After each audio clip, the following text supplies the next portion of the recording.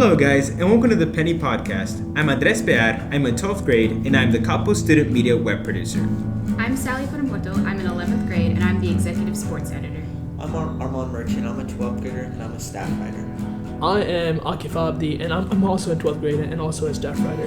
I'm Mir Mahfouz, I'm in 10th grade, I'm a staff writer, and I'm also part of the varsity soccer team this year. If this is your first time tuning in, the Penny Podcast is a weekly podcast that incorporates entertainment and interview elements. The following Penny Podcast discussion was conducted in an honest and open environment. All of the opinions held by our guests are not representative of the podcast beliefs. We are here to give a platform for anyone and everyone with a voice. Thank you for understanding. Let's start the discussion off by talking about soccer. Boys and girls are currently in their second half of the district season and are fighting for a playoff spot. Guys, how do y'all think they have been playing so far? We started off the season good win against MacArthur, but our form dipped, and then that 3-2 Nimitz game where we were up two goals, and then they come back, one guy scores 3 goals, and yeah, it really wrecked our confidence. But coach kept emphasizing keep on going, keep our mentality high, and we really used that underdog mentality to come back, and we've won 4 straight. We beat the number 1 team in the state, Marcus, and it's just looking good from here. We're gonna go one game at a time and try to go as hard out as we can at practice all the time. Yeah, and then we guys so the team had a pretty average preseason, but the first 4 or 5 games were not too pretty of district. But I feel just in the past 2 weeks they've gone from the second to last place in district to third place, right? And they won 4 games in a row, as Mir said. So I think that they have a whole new mentality the second half of district, and they could do something much bigger than what they might have expected in the first half. So yeah, and then talking about the Marcus game. So Marcus was, by the way, if you guys don't know, the number 1 team in Texas in terms of boys soccer, which is a pretty big deal since Texas is a big state in general. And Marcus is also number 12 in the national rankings of boys soccer. So they hadn't lost a single game this whole year. And then even though Marcus wasn't guaranteed to win against Coppell, most people were kind of expecting Marcus to win since Marcus is such a powerhouse. But Coppell came in, and then Coppell actually beat them 2-1, which was upset, to be said lightly. And then thanks to Tom Vasquez's clutch goal just in the last 10 minutes, we were given that win. And now even though Marcus is still first place, so they've been kind of weakened a little bit, and then Coppell has advanced from 4th to 3rd place, which is a pretty big difference since the top 4 playoff spots are always a big competition for teams. Mm-hmm. And at this point, does Coppell stand a chance in playoffs? Obviously when you beat the number 1 team in the state, you stand a chance against everyone. But I think this year there's a lot of good teams: South Lake Carroll, Duncanville, McKinney Boyd, a lot of good teams, a lot of star players. So obviously, yeah, we're gonna go out there and fight because we're Coppell, and that's what we stand for. We stand for winning and all that, and all that comes with the legacy. But our group of guys, I trust them to go out there. We're gonna do our best. We're gonna fight. We're gonna play as a team. We're gonna run our game. And yeah, we're going to be matched with adversity. We're going to try to come out, but we're just taking it one game at a time and trying to get to that playoff spot first. Okay. Are there any star boys and girls soccer players this season? Well, I think we have MJ, Elijah Fleek's doing a really good job in our back line, and Arath. Arath is obviously a sophomore. Varsity is a big thing, but he's come up, taking that starter spot as goalkeeper, and he's made some really good saves. In our first win against MacArthur, we wouldn't have scored if he didn't make that game-winning save. It was a really good save. He's just been really well through preseason, through the beginning of district, and even now. He had some good clutch saves against Marcus, and he's been really good. But obviously there's players like Sebastian Blas, Maxwell Winokur, both of our captains that have been really good in our offense and our transitional play. And those 4 players just stand out, in my opinion. Okay. And then girls soccer, yeah. So about 3 years ago, so most of the team was consisted of a sophomore, freshman, and then a bunch of juniors. So essentially, they've almost played in the same squad for the past 3 years. So even though there are star players per se, like Maya Ozimi, and then Katie Odom and Alyssa Romer, I think that the main strength of that team in general is all from the chemistry, because they've known each other since freshman year for the most part, and they've all played as a team for 3 straight years, which makes the team like a lot more stronger, essentially. So I think that their strength this year especially just comes from like having that chemistry and having that connection on the field with like passes and crosses in place. Yeah, would y'all say that what makes a star soccer player good is a mix of stellar performance along with coachability?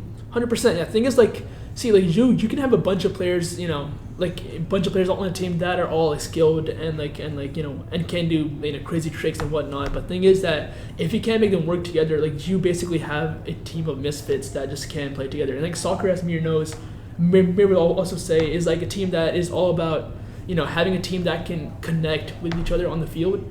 And no one star player can save a team, basically. So I feel like coachability is a big aspect, because if a coach can control his players and make them work in like a given formation or something, it's just going to be chaos on the field and won't be any results. I think a lot of people forget the fact about leadership, because once we step onto the field, the coach doesn't really have much say in anything. It's not like practice where he can dictate every drill. And so when we go into those games, we need players to step up as leaders. And we've had some guys come in and they've done really well at that. And in the beginning of the season, we could tell like there was a lack of communication, and that's why we've lost, or we weren't doing so well with our scores. But we came in second half season, we stepped up. Our Max, our center mid, Sebastian, MJ, Nate, they've all came in and stepped up to that leadership role, and we've been rolling since then. For sure. Let's move on to talk about track and field. How have results for this year's events been compared to years prior? Any notable highlights, such as current senior Jackson Walker setting 2 school records last year? Well, I mean, we're 2 meets in and we've already broken 3 of our records. We got Skylar, freshman. She's coming out in every event and dominating. She broke her record of 13 feet on a pole vault. Morgan Cologne broke the girls 800 with a time of like 2:15 or something like that. Mm-hmm. And Evan Caswell, he's been doing good in both cross country and in track for the last couple of years. He broke a record in the 2 mile, and they're going to the Colony Invitational next week, and they're just looking to keep on going because they're both teams, guys and girls, are doing well. As far as Jackson Walker, he's one of the best. He's committed to Duke already. I think on Saturday he got the first place in the 800. Yeah, he's just been doing good all over the place. Yeah, so things are looking good for the track and field in general. It's good. With boys basketball having ended their season by making it to the area rounds and playoff, sadly losing to Waxahachie last Friday, what were some standout things that made their entire run worth it? Honestly, the final loss was last Friday was pretty sad, because last year the team was more focused on one player, and that player being Tariq. But this year the team was more balanced. You saw Anthony Black, Brennan Taylor, Ryan Agarwal, and they're all and the rest of the team, they had that chemistry. So all the stats across the board were very similar, and they worked really well. So that's probably the biggest outcome of this season. And then obviously we have a ton of seniors leaving next year, but we have some young players moving up, and hopefully throughout the next year we get some better players to join the rest of the for the upcoming year. So this season was honestly, in my opinion, it was a success, because after Tariq did leave, most people were hesitant on how the Cowboys would do, because Tariq was such a dominant player in his own way. Mm-hmm. He controlled the game, and he was in a sense the whole Coppell basketball team every year. Mm-hmm. So people like me, we were a bit skeptical about what the team would do this year, and honestly I think they exceeded expectations. They went 29-6 and 12-2 in district, and they ended up ranked 12 in the state of Texas, which is huge for a team that most people didn't expect to do this well.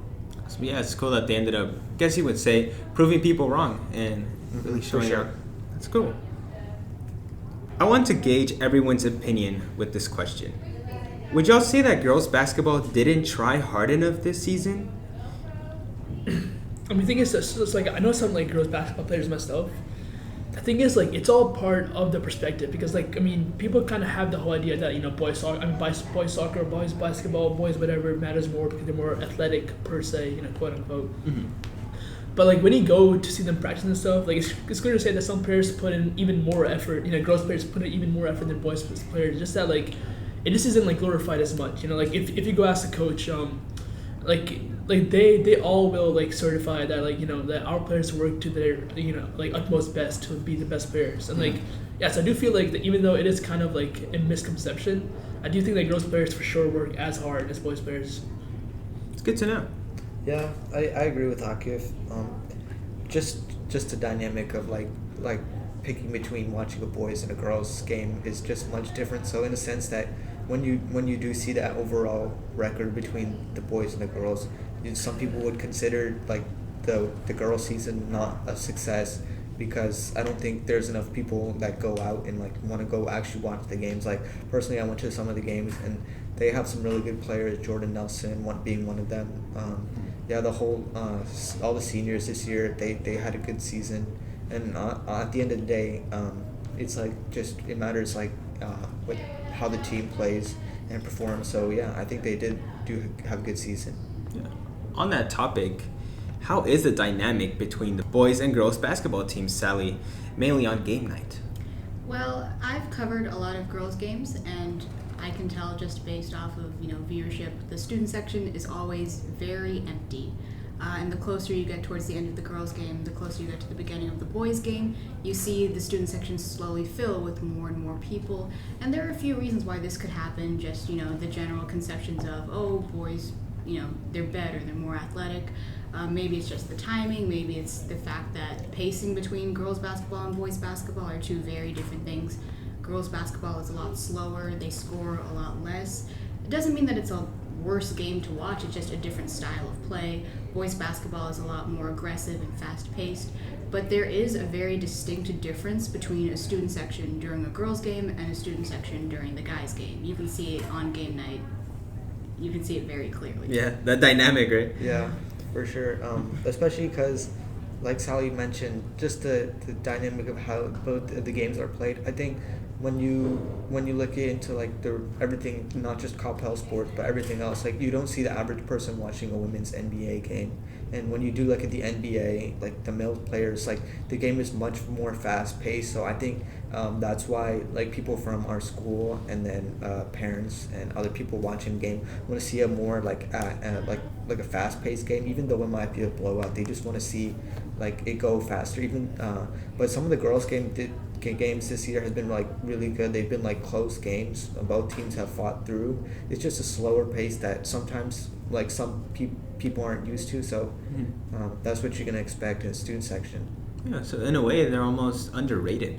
Yeah, I guess you could say that. You can also take into account the skill levels of each teams in district, because even though you said that some girls' games ended up being close, a lot of them it was very lopsided. Either we were winning really, really well, or we were losing really, really badly.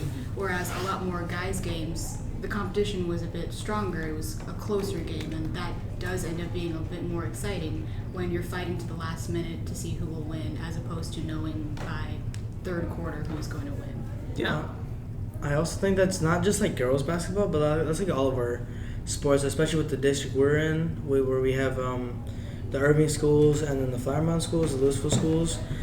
Irving, they don't put much emphasis on girls sports, and I mean that can be like seen throughout their softball, soccer, basketball, and volleyball. I think just like the Louisville schools put a lot more emphasis on that. And going into our new districts next year with the Plano schools, they're competitive in every field, guys or girls. So a lot of people need to just take into account that like either they're gonna blow out a team or they're just gonna get blown out. Yeah. And as journalists, is that just something that comes to mind in a way, as you see these games and as you look at the stands and you look at the people who's watching the games? Yeah, you definitely do notice, especially when you do cover a girls' basketball game. Like the time just like it feels much slower, even though the games might end like the boys' games might like on like a time scale they take much longer, but just the fast pace of the game, like it just gets you in the moment. So it feels much faster with the girls game. It just feels like a bit extended because of how slow the game goes. So I think that might be something that might stop people from our school to just go out and just support the Cowgirls. Interesting. Wrestling recently sent 5 wrestlers to state with 2 third-place finishes and 1 fifth-place finish in finals. Not only that, but both swimming and diving had an amazing run this year, with 2 swimmers making it to consolation finals at the state and a diver making it to regionals. So, Sally, how is it like to cover a sport such as wrestling and swim when things are going relatively well for them? Is it easier to cover wins instead of losses? Well, of course, it's a lot easier to talk to the athletes you need to talk to when it's a win instead of a loss, but I wouldn't necessarily say it's easier because the goal isn't to just tell an easy story and make Coppell look good. It's to tell the truth of what happened at an event. So no matter win nor loss, you're there to tell the truth. Whether the athletes or the coaches are in a worse or better mood based off the results of the event, that's just what happens. But in the end, the goal is to face the truth and to write the truth. When it comes to things like wrestling and swimming, wrestling, we did amazing this year. We had our entire girls district team make it to regionals, which is incredible. We had 2 girl wrestlers placed, both of them placed 3rd in their respective classes. One of the senior captains, Brooke Masavio, and Hannah Francis, who we also wrote a feature story about. Both of them have their own feature stories on the site. And then senior captain Jackson Briscoe placed 5th. That was also amazing. And then we had 2 other wrestlers travel to state. A freshman named Scout Carroll. She's she started wrestling in the 8th grade, and she made it to state her first time with the high school team. And then you had Maria Hussein, and her story is interesting because originally she was in a JV position, and then she made it to a varsity position, and she had to win a challenge match in order to do that, and during the Fossil Ridge meet, and she was able to win. So the fact that she was able to battle her way to a varsity spot at districts and then make it all the way to state is incredible. So to write about that really is amazing. And now you had said that swimming did relatively well, and for the Coppell program, that is true. We had 2 swimmers go to state, but compared to other swim programs, it actually isn't, because you take massive swim programs like Flower Mound or South Lake Carroll, and they send so many of their swimmers, they make it to, after districts they make it to regionals, and so many of them make it to state. But Coppell, we're at a bit of a disadvantage based off of how we are in alignments, because we have to compete with these swimmers from South Lake Carroll and Flower Mound. And the thing about those schools is that they have a very competitive swim program. They have facilities with like a competitive pool, and we have a YMCA pool, and of course it's a pool. A pool is a pool, but it's not made for competing. Whereas you have South Lake Carroll and Flower Mound, where they put their children into club teams when they're very young. So you have swimmers who started when they're in elementary school, middle school, whereas a lot of the swimmers in the Coppell program, we don't really have a club team. The emphasis here is not on swimming. So a lot of our major swimmers don't start swimming until a lot later in their career, so we're automatically at a bit of a disadvantage. So for our program to send 2 swimmers to state and for both of them to make B finals and consolation finals, that's incredible. But compared to other swim programs in our region, it is not the best. I'm very proud of the swimmers. I've covered swimming this year and I covered it last year, so I'm grown familiar with the swimmers and the records, so I know a bit more about the nuances of the sport, and I'm very proud of all of the progress I've seen, all of the swimmers made. Like, I love covering swimming with all of my heart and soul, and I do plan on covering it next year. It'll be interesting to see it without our top 2 swimmers, the 2 who made it to state, Johan Pretorius and Aurelie McCall. And just the progress that they've made is incredible, but if you compare the Coppell swim program to other schools like South Lake Carroll, where it's a much bigger focus, we have work to do. Awesome. So looking ahead, how can we expect baseball and softball to perform once preseason is over? Baseball should be expected to do pretty well. I've talked to some of their guys. They're pretty confident going into the district season. But obviously, baseball is one of those sports, baseball and softball, where the Louisville schools, they have heavy funding on their baseball programs. I think Flower is ranked pretty high in the state. But like the Irving schools, they're not putting much emphasis on baseball. So Coppell's looking to play well against everybody. Obviously, put dominating performances together, but their main competition is going to come from Marcus and Flower Mound, and obviously Carroll has a really good program. Mm-hmm. Argyle has a really good program. Allen has a good program. So their tough matchups are going to come outside of district season.